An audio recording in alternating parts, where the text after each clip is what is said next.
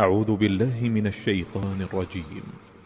بسم الله الرحمن الرحيم.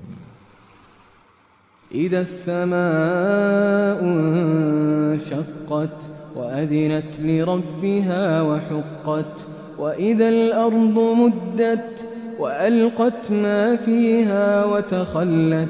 وأذنت لربها وحقت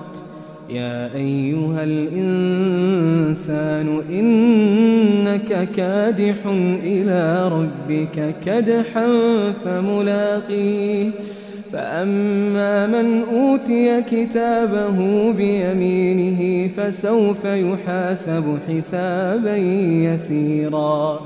وينقلب إلى أهله مسرورا وأما من أوتي كتابه وراء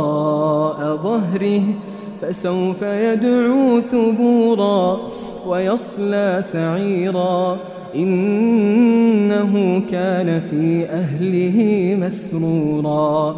إنه ظن أن لن يحور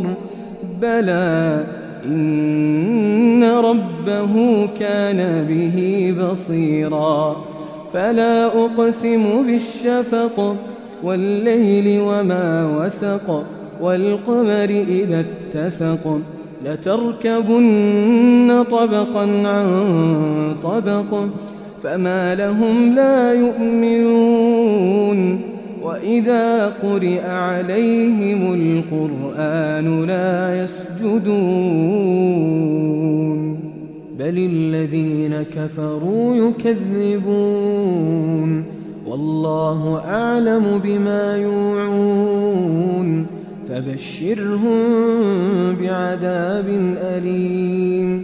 إلا الذين آمنوا وعملوا الصالحات لهم أجر غير ممنون